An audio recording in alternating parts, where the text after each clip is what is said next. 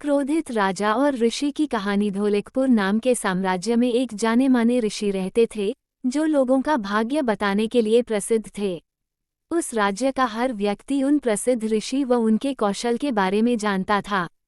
एक दिन उस ऋषि के बारे में वहां के राजा को भी पता चला। राजा के मन में भी अपने भविष्य को जानने की इच्छा होने लगी। इसी के चलते उसने अपने सैनिकों को ऋषि के पास भेजा और पूरे सादर सम्मान से उन्हें महल लेकर आने का आदेश व आमंत्रण दिया।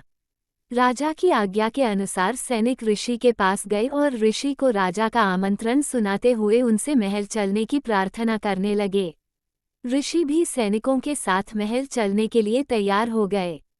जब ऋषि महल पहुंचे तो राजा ने बड़े ही उत्साह से उनका स्वागत सत्कार किया और उन्हें अपने दरबार में सम्मान के साथ बैठाया। जब ऋषि ने थोड़ा आराम कर लिया तो राजा ने ऋषि के सामने अपने मन की इच्छा रखी और उनसे अपने भविष्य के बारे में पूछा।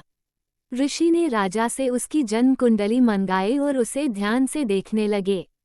कुछ देर तक राजा की कुंडली देखने के बाद प्रसिद्ध ऋषि ने राजा को बताया कि भविष्य में उनका भाग्य आशीर्वाद भरा हुआ है और जीवन में सब कुछ अच्छा ही होगा।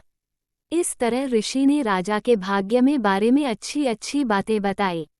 राजा खुद से जुड़ी अच्छी भविष्यवाणी सुनकर बहुत प्रसन्न हुआ।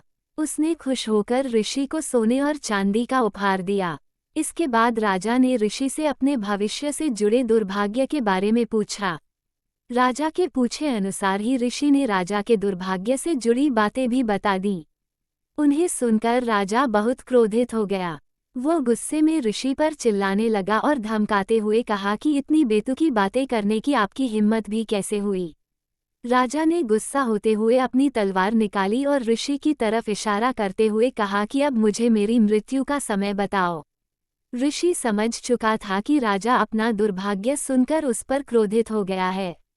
राजा की मृत्यु वाली बात सुनते ही वह शांति से कुछ गणना करने लगा।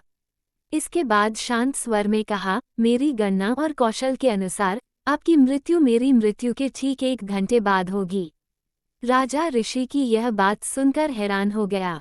अब उसे अपनी गलती का एहसास होने लगा। उसने तुरंत अपनी तलवार नीचे रखी और ऋषि के साथ किए गए अपने दुर्व्यवहार के लिए उनसे माफ़ी मांगी।